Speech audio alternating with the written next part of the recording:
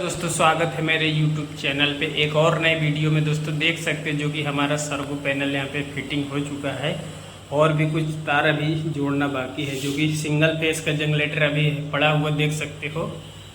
pass में से आपको दिखा